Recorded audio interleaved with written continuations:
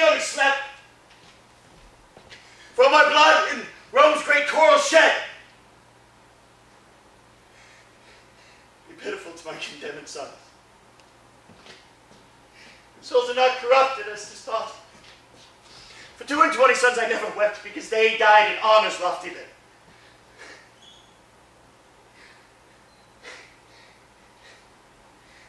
For these tributes, in the dust I write.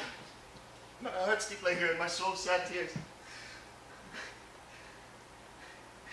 Let my tears stanch the earth's dry appetite. My son's sweet blood will make it shame and blush.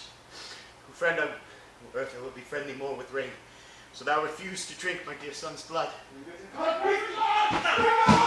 tribunes, O gentle kinsmen, friends, unbind my sons, reverse this doom of death, and let me say that never wept before my tears are now prevailing orders.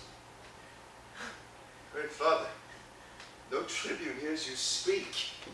You recount your sorrows but to a stone. Now, Lucius, for thy brothers let me plead.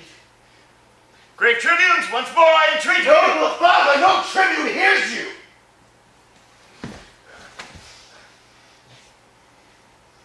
But 'tis no matter now. If they did hear me, they would not mark me. And if they marked, they would not pity me. Plead I must. Therefore I tell my sorrows through the stones. The stone is silent and offendeth not, and tribunes with their tongues do men to death. But wherefore standest thou with a weapon drawn? To rescue my two brothers from their death? For which attempt the judges have proclaimed my everlasting doom of banishment. O happy man! They have befriended thee.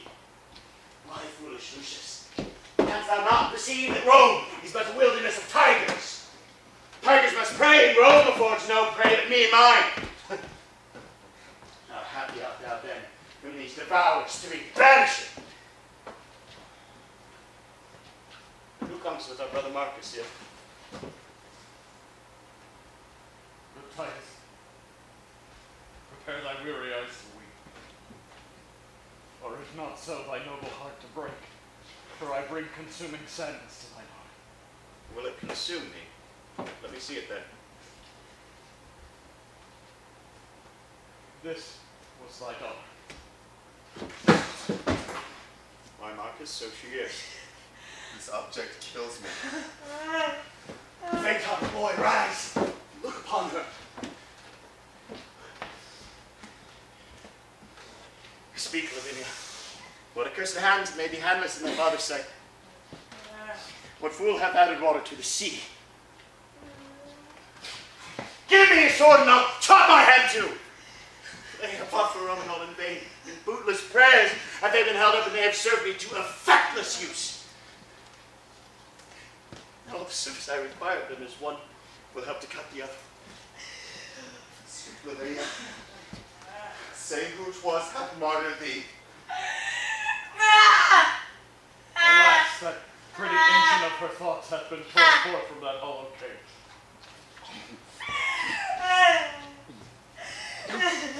Well, say thou follow her then. Who hath done this deed? Thus I found her straying in the park, seeking to hide herself, as doth a deer that hath received some unrecurring wound. It was my dear. And he that wounded her hath hurt me more than had he killed me dead.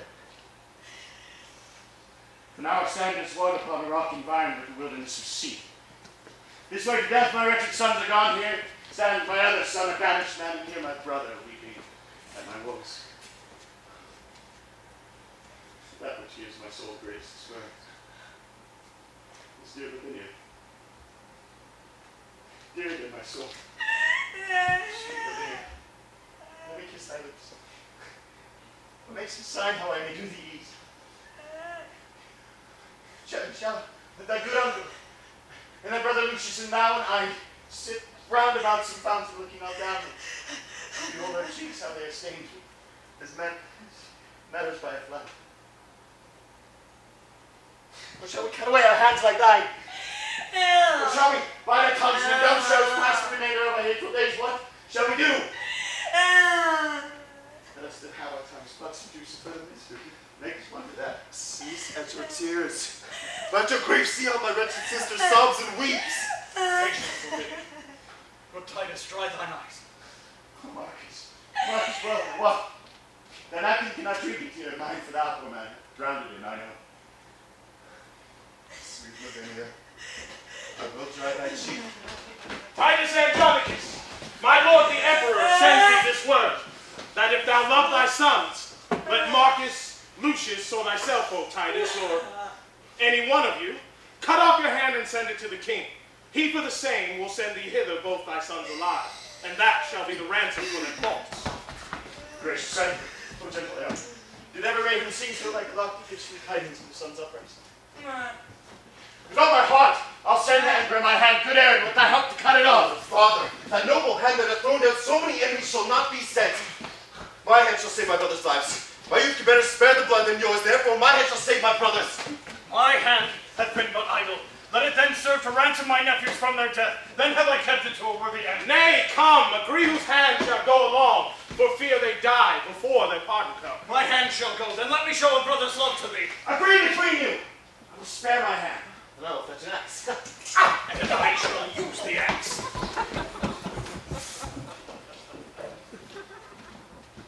Come hither, Aaron. I will deceive them both. Lend me thy hand, and I will give thee mine.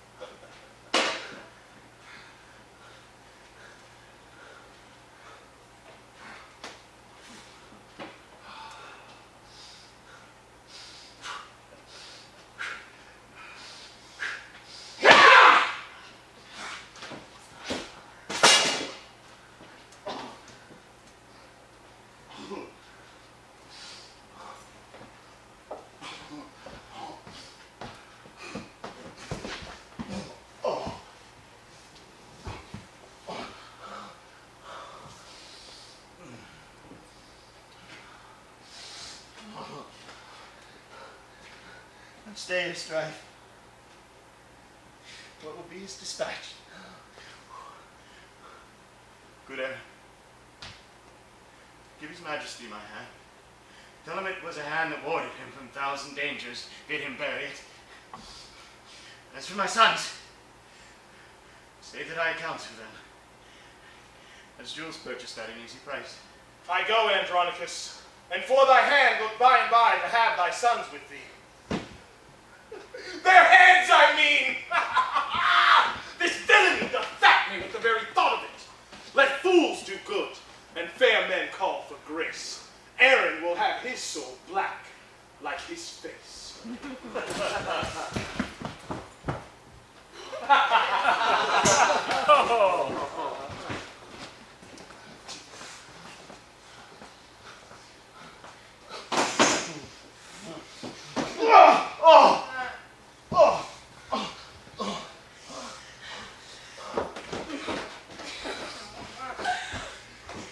Here I lift this one hand up to heaven and bow this feeble ruin to the earth.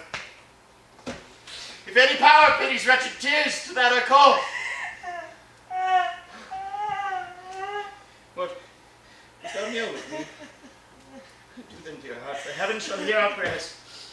And with our sighs we'll breathe in the welcome dim and stain the sun with fog as clouds sometimes do when they do hug him in their melting bosom. Brothers, speak with possibilities, and break not into these deep extremes. Are not my sorrows deep, having no bottom? Then be my passions bottomless within. Yet let reason govern thy lament. If there are reason to these miseries, then into limits could I bind my woes. Like a drunkard, I must vomit them. Give me leave. The losers will have leave to ease their stomachs with embittered tongues.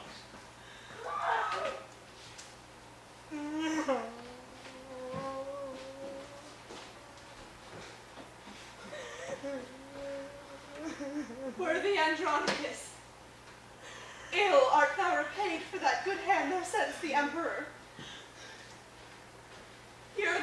of thy two noble sons. And here's thy hand, in scorn to thee set back.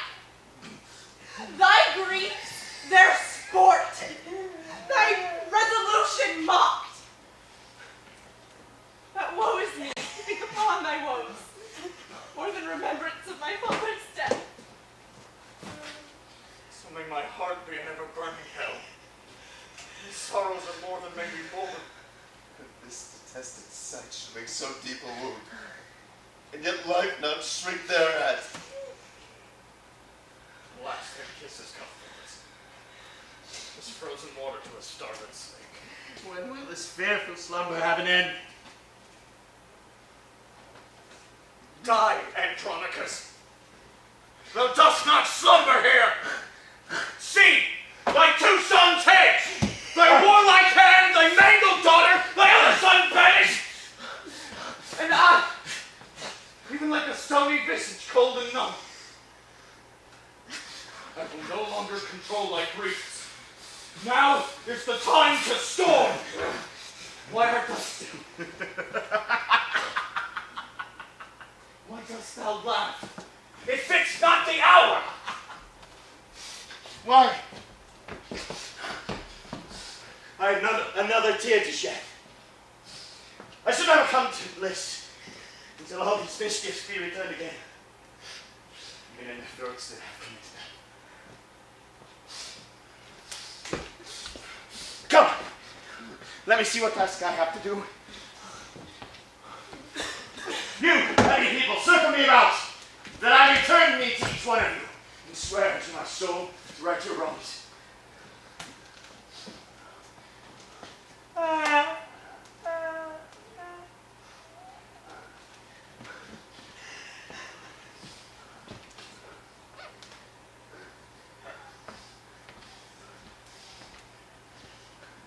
The vow is made. Come, brother. Take a head. In this hand I shall bury the other. Thou shalt be employed, Lavinia. These arms. Bear thou my hand, sweet wrench, between thy teeth. As for you, boy, go, get thee from my sight. Thou art in exile, and thou must not stay. Hie to the Goths and raise an army there, and if you love me, like I think you do, let us kiss and part, for we have much to do.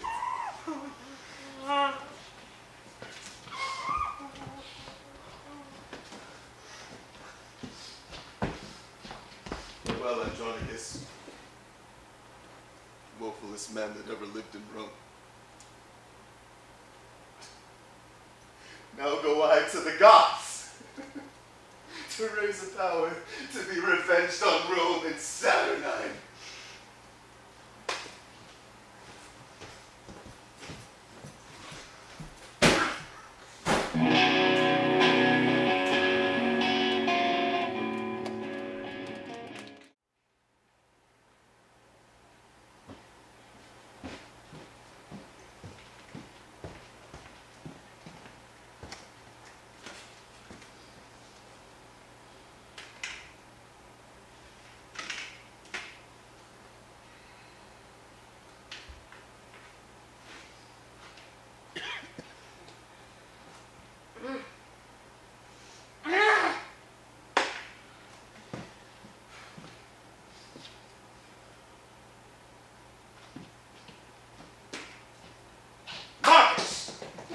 Unknit that sorrow wreathe a knot.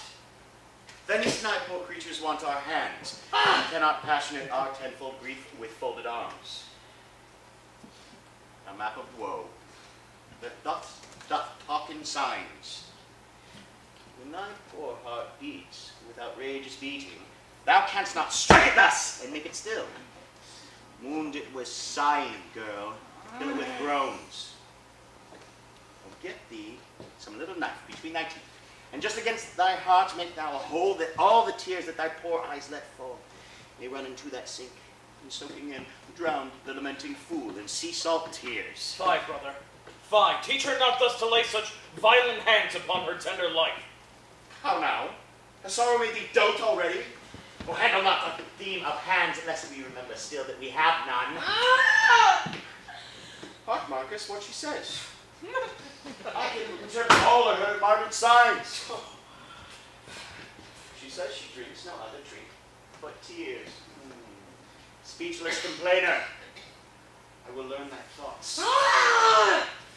Thou shalt not sigh, nor hold thy stumps up to heaven, nor wink, nor nod, nor make a sign. But I with these will rest in alphabet, and in still practice learn to know thy meaning. What dost thou strike at with thy knife? At that I've killed, my lord, a fly. Out on thee, murder! Thou killest my heart, my eyes are cloyed with the view of tyranny. The deed of death done on the innocent becomes not Titus's grandson. Get thee gone! See thou not for my company. Alas, my lord, I've killed but a fly. But how? If that fly had a father and mother, how would it hang its slender gilded wings and buzz lamenting doings in the air? Poor harmless fly, that with its pretty buzzing melody came here to make us merry. Now kill it. Pardon me, sir. Was a black ill-favored fly. Liked the empresses more. Therefore, I killed him. Then pardon me for apprehending thee. Thou hast done a charitable deed. Give me thy knife. I would insult on him, flattering myself as if it were the morgue, come hither purposely to poison me. Dance for thyself! Tomorrow! I saw, and yet I think we are not brought so low that between us we can kill a fly that comes in the likeness of a cold black moor. Alas, poor man. Grief is so wrought on him he takes false shadows for true substance. Come, take away. Lavinia, come go with me. I will to thy closet go, and go read with thee sad stories chanced in the time of old.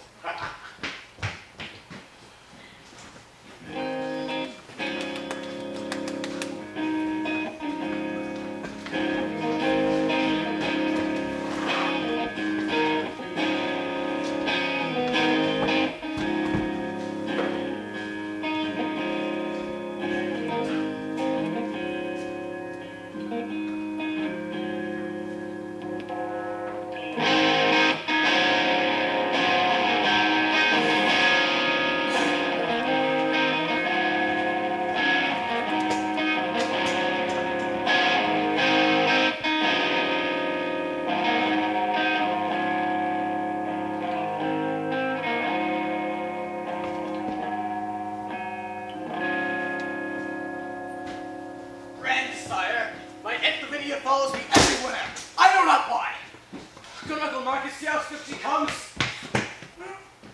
Alas, Felix, I know not what you mean. What means my niece Lavinia by these signs? Fear not, Lucius. Somewhat does she mean. See, Lucius, see how much she makes of thee. Somewhither would she have to go with her. Canst thou not guess wherefore she plies thee thus? My lord, I know not, nor can I guess unless some fit or frenzy do possesses her. For I have heard my grandsire say full oft, extremity of griefs make men mad. How now, Lavinia? Marcus, what means this? Some book there is that she desires to see. Which is a girl of these? Open it, boy! Thou art deeper read and better skill.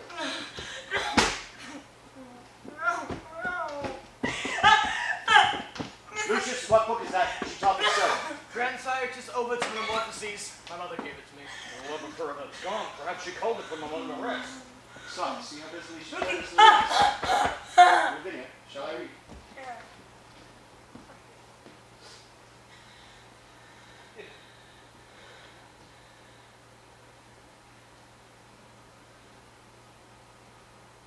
This is the tragic tale of Philomel, who treats of Titus' treason in his rape. A rape, I fear, was root of value knowing. See, mother, see how she holds the leaf. Lavinia, wert thou thus surprised, sweet girl? Ravished and wronged as Philomel was, forced in the vast, ruthless and gloomy woods. Why should the gods delight in tragedies? Give sign, sweet girl, that ye are none but friends. Which Roman lord just do the deed? My lord, look here. Look here, Lavinia. God, if thou canst, this after me when I have written my name without the help of any hand at all.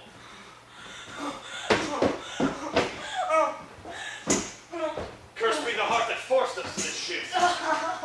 Right, gentleness, that we will know what God will have discovered for the revenge. Heavens guide thy pen to print sorrow's pain, that we will know the traitors and the truth.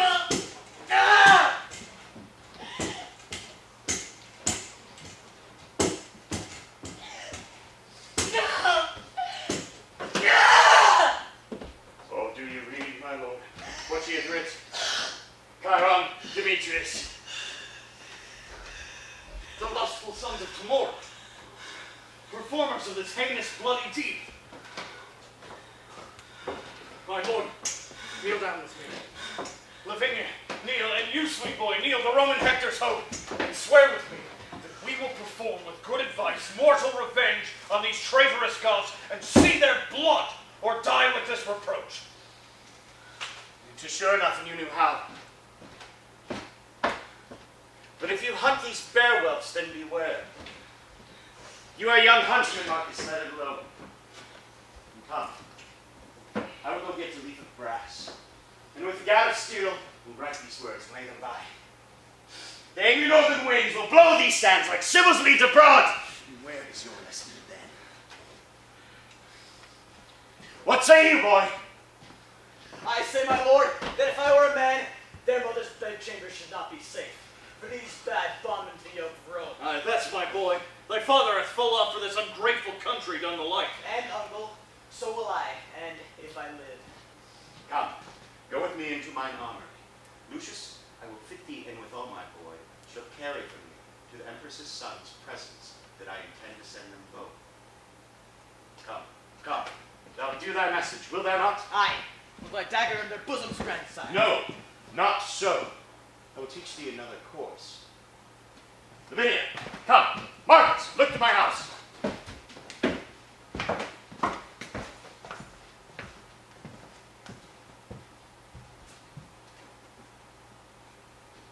Whence can you hear a good man groan? Not relent, not compassion to him.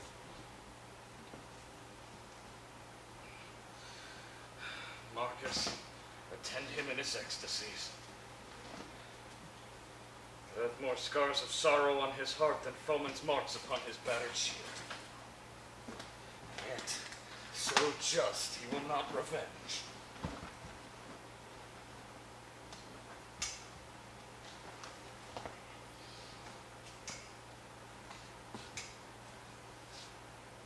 Revenge ye, heavens, your old Andronicus.